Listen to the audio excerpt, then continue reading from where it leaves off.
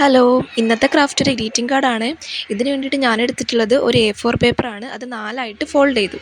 അതിന് ശേഷം പിന്നെ ഇതിനകത്ത് വേണ്ടത് കുറച്ച് സ്ക്വയറുകൾ വേണം. 2, 4, 6, 8. അപ്പം ഈ അളവിലുള്ള സ്ക്വയറുകളാണ് ഞാൻ വെട്ടിയെടുത്തിട്ടുള്ളത്.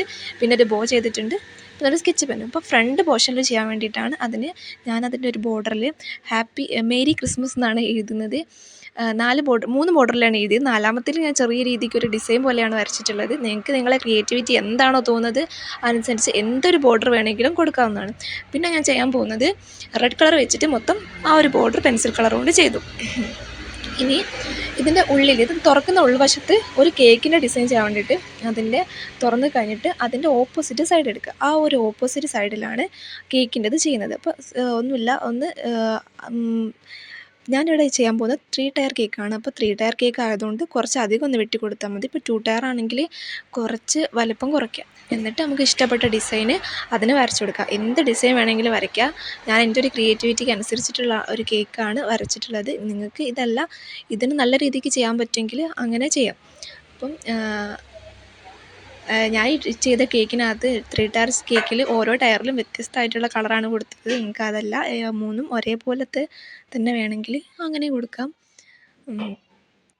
അങ്ങനെ നമ്മൾ ആ ഒരു കേക്കിൻ്റെ പോർഷൻ കൊടുക്കാം. പിന്നെ ഇതാണ് ചെയ്തിട്ടുള്ളത്. പിന്നെ ലാസ്റ്റ് അതിൻ്റെ താഴെ ഞാൻ ഹാപ്പി എക്സ്മസ് എന്നും കൂടെ എഴുതുന്നുണ്ട്. അപ്പോൾ അതും കൂടെ എഴുതി.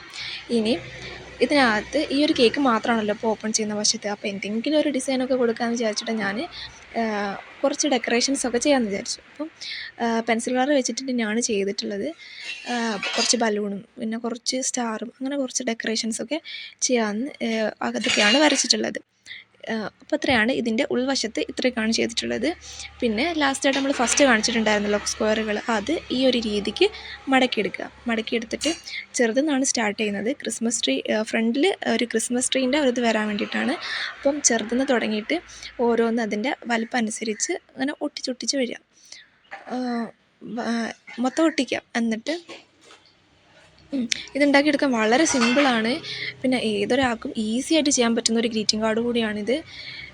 ഒട്ടിക്കുന്ന സമയത്ത് ആ ഒരു വലിപ്പത്തിൻ്റെ ഓർഡർ മാത്രം കറക്റ്റ് ആയാൽ മതി. വേറെ ഒന്നും ഇതിനകത്ത് പ്രത്യേകിച്ച് ഒന്നും ചെയ്തിട്ടില്ല.